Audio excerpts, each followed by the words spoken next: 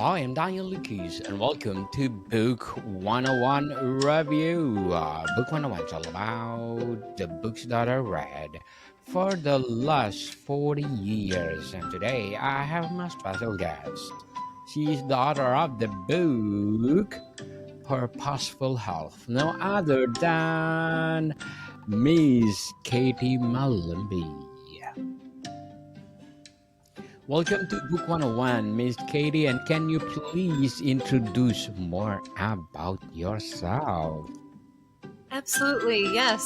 I am a certified health coach and author living in Minneapolis, Minnesota with my husband Howard and our dog Ari. I have over a decade of social work experience directly supporting people on their wellness path. And now I focus more on their lifestyle choices and nutrition choices to kind of aid in their health journey. Miss Katie Malumbi, thank you so much for sharing your book to the world. What is the core concept of purposeful health? Yes, purposeful health is all about bringing intentionality to your health and wellness. We do that by critically assessing over 150 areas of life and bringing it back to personal assessment. So I have the book divided into three main concepts: mental, physical, and spiritual health. All of it with a focus on intentionality. So, really just getting to the why behind our actions and assessing how our daily current behaviors can improve through some just general lifestyle improvements. So, how does the book define personalized wellness? Yes, it defines personalized wellness as really reflecting on what health means to the individual, assessing where they are, where they're currently at with their health and wellness choices, reviewing their life history and kind of what their journey has looked like as far as their health so far, and where they want to be in the future, and then combining all of that to kind of improve your lifestyle choices for the better going forward. So, Miss Katie, why is it intentionality important in achieving health and wellness? Yes, that's a great question. Intentionality is when we know the why behind our actions. We are cutting out a lot of the waste. A lot of times we're in a very fast-paced society, so I think people kind of oversimplify their health and wellness a little bit as to it's just all about their diet and exercise, and really everything in our life relates back to our overall health and wellness. So I just want people to take a bigger approach, to a more holistic approach to their health, and see that it's a lot more than just their diet and exercise. Really think about why they're doing certain actions, and if those actions are actually going to help them achieve what they want as the outcome. What are the primary pillars of purposeful health outlined in the book? Yes. So really assessing, again, revisiting their history, seeing, playing on their strengths, understanding what they really want as far as the outcome that they want, the improvements they want to make, or general changes that they want to see in their life. Getting very clear on that, and then starting to take some guesses as to where they are, and what changes need to be made in order to see those desired outcomes, and then start trial and error, really implementing slowly what they think is their best guess as to making those lifestyle changes. And then you can see after a short amount of time whether or not you're um, heading in that direction for your desired outcomes, or if you're not any closer to your desired outcomes, then you probably want to go back and reflect on what those changes were, and really think about what other things could help you get to that goal, kind of reassess, and then start implementing changes if needed. Oftentimes, a food journal, or just tracking what we're eating, how we're sleeping, how much water we're getting, how we're exercising. All of this can really help us see a holistic picture of how we're living day to day and how we're feeling. And by getting a really clear picture on what's going well and what's not, we can see kind of where we're off track and adjust course. And then um, once we have a clear picture, it's easier to make those educated decisions about getting us closer to what we really want for our overall health. So, Miss Katie, how does the book emphasize the connection between mental and physical health? That's a great question. So there is a ton of information. I have a lot of experience in mental health case management, so working directly with people with severe and persistent mental illness. So I look at, a personal accountability, your overall, how you're talking to yourself, your limiting beliefs. We examine several areas of mental health and several mindsets or core beliefs that can really help us on our health journey or act against us as far as our overall wellness. But we do touch on, from a cellular level, our cells do function differently when we're telling ourselves things that are negative versus positive. So it's been proven. There's research. Dr.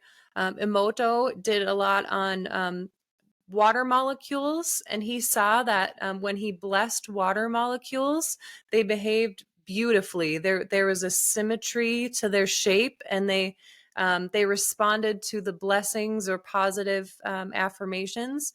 And then the water molecules behaved exactly the opposite. They went into like a chaotic structure. They looked very there was no symmetry. It was chaos basically when they were imprinted with negativity. So I hate you or negative feedback was given, the water molecules acted completely different. So when we think about how much our body is made of water, it's easy to understand that our bodies actually do respond to our input, our positive or negative thoughts and words. And we're constantly narrating ourselves through life. So just we overlook a lot of times how we're talking to ourselves because we don't have anyone else kind of in our head, but it can be one of the most our biggest advocate or our biggest adversary is really how we're speaking to ourselves. So we start with that, really assessing how people are narrating themselves and their lives, and then we go into a bunch of um, examples of really positive outlooks or mindsets, things that can be really helpful versus unhelpful when it comes to our outlook, our general disposition. Very well said, Miss Katie. Very well said. Thank you. So, in what ways does the book address the role of nutrition in personalized wellness? Yes, we touch on nutrition a lot. Nutrition is one of the pinnacles of our health. The things we're putting in our body, for better or for worse, are always impacting us. And oftentimes we can, our body's very resilient, so it can let us get away with a lot until all of a sudden we're in trouble. So it does stress the importance of a very nutrient rich diet, and stressing the importance of putting the nutrient content over the flavor as a priority, which a lot of our mainstream society has steered away from. With all of the artificial flavors and colors and dyes, we we tend to prioritize that that flavor right off the bat. And food can still be full of flavor, but it also should be rich in nutrient content as well. It should serve its function, which is to optimize our body's overall health and well-being. So if your food isn't doing that, though it might taste great, you're going to start you know f- seeing those consequences later on down the line. So I stress the importance of prioritizing foods that both taste good but also are packed with the nutrients that are going to do your body right. Yes, for sure. Delicious. And nutritious. And nutrition. It goes together. So, Miss Katie, how does the book help readers to create a realistic and actionable wellness plan? That's a wonderful question. Yes, it starts by, understanding that there isn't a magic pill for our overall health and wellness. So we just need to be patient and consistent with our actions and really be clear on what we want for ourselves. A lot of times, we live in a society where it's very easy to see success stories on social media and think, I'm going to copy and paste exactly what that person's doing and get the same results. And when we don't see those results, it doesn't take more than, a week and a half of trying something before we want to just throw in the towel if we're not getting what we want out of it. So remembering that our health is, you know, the ultimate goal, and that doesn't happen overnight. And so small changes that happen consistently are going to make a huge impact overall, even if you don't feel the instant gratification that you do with a lot of, the ways our society wants right now, which is very quick and, instant results. So your health is the long game, and that means it takes a lot of consistent efforts for you to get what you really want, and that's okay. So just having the outlook of being patient and giving yourself grace when you fall off track, that's part of being human, and just remaining clear on what you really want for your health today and tomorrow. What are some practical examples of a daily habits that support purposeful health? That's a wonderful question. Um, you know, Intentionality, I would say, eh, we just entered a new year. It would be a great time to think, what do you want for yourself throughout 2025? A lot of people turn to losing weight. And while that's a great goal, I think what's more practical in that is, why do you want to lose weight first would be a great question. Do you want to be able to better take care of your kids, have more energy to play with them? Do you want to fit into jeans that you wore 3 years ago? Do you want to run a marathon? What's the reason why you want to lose weight first? Because when you're clear on that reason, that's a motivation and something to go back to when we're struggling to meet our goals. And then instead of just thinking about a big general goal like weight loss, thinking of some really small, tangible steps that can help us in that direction. That might mean cutting out pop. That might mean increasing our water consumption. That might mean getting more quality sleep. And so, um, it's really easy when we think about something like, I'm just going to lose weight. And then you start going on that path, and then things don't work out exactly how you intend them to work out, and then you kind of just throw in the towel altogether.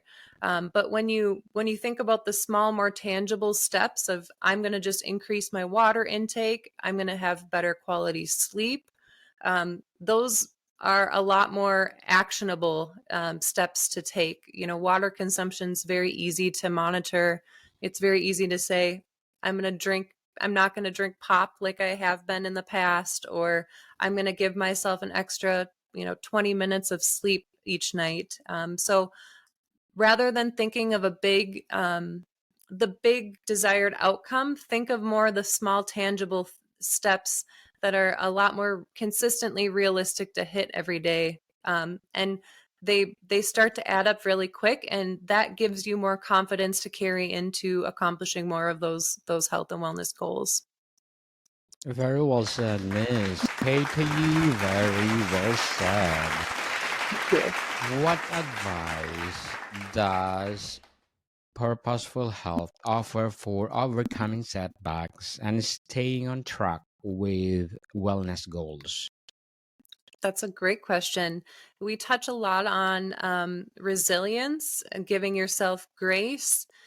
We talk a lot about using your past successes and failures as a learning point, not in any way to shame ourselves, but I think a lot of times, we all get stuck in ruts. We all experience failures in some way. And so, not letting those define our lives or be the story that we continue to have as our narrative is really important.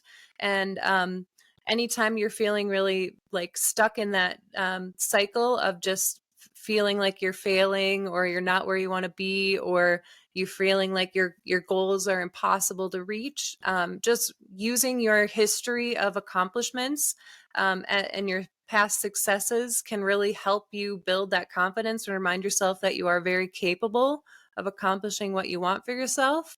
Sometimes I do like a kind of a like a pep talk, a personal pep talk, but I write out a list of some of my accomplishments when I'm feeling um, defeated or stuck in some way. And just reminding myself that I have accomplished a lot already can really help boost me to carry on and kind of pick myself back up when I'm feeling down.